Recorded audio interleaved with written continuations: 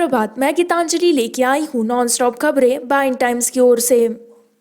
गो corona गो का नारा देने वाले केंद्रीय मंत्री रामदास अठवले कोरोना पॉजिटिव। केंद्रीय मंत्री और Republican Party of India chief Ramdas Athawale corona संक्रमित पाए गए हैं। मंगलवार को उनके कार्यालय से औपचारिक रूप से इसकी पुष्टि की गई। उन्हें फिलहाल दक्षिण मुंबई स्थित बॉम्बे हॉस्पिटल में एहतियाती तौर पर भर्ती कराया गया है। बताते चले कि मंत्री को डायबिटीज भी है।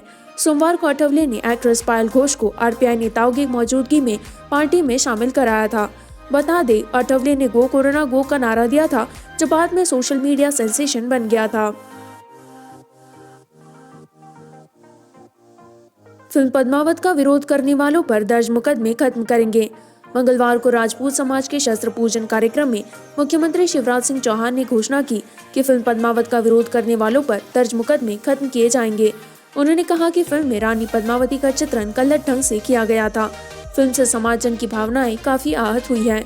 उस दौरान युवाओं ने अन्याय के खिलाफ आवाज उठाई थी। उनकी आवाज दबाना गलत होगा।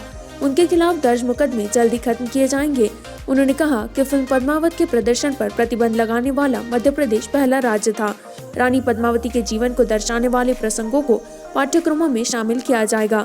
पाठ्यक्रम तैयार करने में समाज जन की राय ली जाएगी, जिससे रानी के जीवन का सही ढंग से चित्रण हो सके। कोविड मामले में 3 महीने में सबसे कम एक दिवसीय टैली। 36,370 नए कोविड-19 मामलों की छलांग के साथ भारत ने जुलाई के मध्य से देश में नए कोरोना वायरस संक्रमणों की सबसे कम संख्या की सूचना दी। इसकी तादाद 79.46 लाख तक पहुंच गई। सितंबर के बाद कोरोना वायरस की मृत्यु दर लगभग 1.5% पर रही है। स्वास्थ्य मंत्रालय का लक्ष्य अब 1% से कम की दर हासिल करना है और इसे बनाए रखना है। 14 राज्यों और केंद्र शासित प्रदेशों में 1% से कम कोरोना वायरस की मृत्यु दर का प्रदर्शन। केरल है जो उच्चतम दैनिक मामलों वाले राज्य के रूप में महाराष्ट्र को पार कर गया है। रैली में निषेधाज्ञा के उल्लंघन के लिए पंकजा मुंडे के खिलाफ मामला दर्ज। पंकजा मुंडे ने 25 अक्टूबर को सावरगांव में भगवान भक्ति घाट का दौरा किया और वहां से एक ऑनलाइन दशहरा रैली को संबोधित किया। एक अधिकारी ने कहा कि पंकजा मुंडे राज्यसभा सांसद डॉक्टर भागवत कराड़, विधायकों मोनिका राजले और मेघनाना बोर्डीकर और अन्य रैली में भाग लेने वाले लोगों के खिलाफ अमलनेर पुलिस स्टेशन में अपराध दर्ज किया गया है। केवल 5 व्यक्तियों को उपस्थित होने की अनुमति दी गई थी और जिले में निषेधात्मक आदेश लागू किए गए थे। नियमों का उल्लंघन किया गया था। यही वजह है कि धारा 188 के तहत अपराध दर्ज किया गया था, अधिकारी ने बताया। पुलिस ने कहा कि महाराष्ट्र के बीड जिले के सावरगांव में रैली के दौरान भाजपा नेता पंकजा मुंडे और 40 से 50 अन्य लोगों के खिलाफ निषेधाज्ञा का उल्लंघन करने के आरोप में मामला दर्ज किया गया है।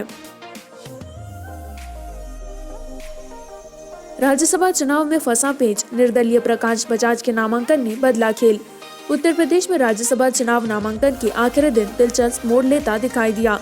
दरअसल शुरू में ये माना जा रहा था कि यूपी के सभी 10 सीटों पर विधायकों की संख्या के आधार पर पार्टियां प्रत्याशी उतारेगी और निर्विरोध ही चुनाव प्रक्रिया पूरी होगी। लेकिन नामांकन पत्र जमा करने के आखिरी दिन एक निर्दलीय प्रत्याशी ने पूरा खेल बदल दिया। निर्दलीय प्रत्याशी के नामांकन पत्र दाखिल करते ही 10 सीटों के लिए अब कुल 11 प्रत्याशी हो गए हैं। डॉक्टरों की सैलरी जारी नहीं करने वाले एमसीडी को नागरिक निकायों को फंड देना होगा, अरविंद केजरीवाल। दिल्ली के मुख्यमंत्री अरविंद केजरीवाल ने मंगलवार को कहा कि दिल्ली नगर निगम के अस्पतालों के डॉक्टरों को बिना वेतन के काम करने के लिए मजबूर करना शर्मनाक है। साथ ही उन्होंने केंद्र से नगर निगमों को अनुदान देने का अनुरोध भी किया ताकि वे डॉक्टरों का वेतन दे पाए। केजरीवाल ने एमसीडी के कामकाज में घोर कुप्रबंधन और भ्रष्टाचार का आरोप लगाते हुए कहा कि चीजें सही करने का समय गया है।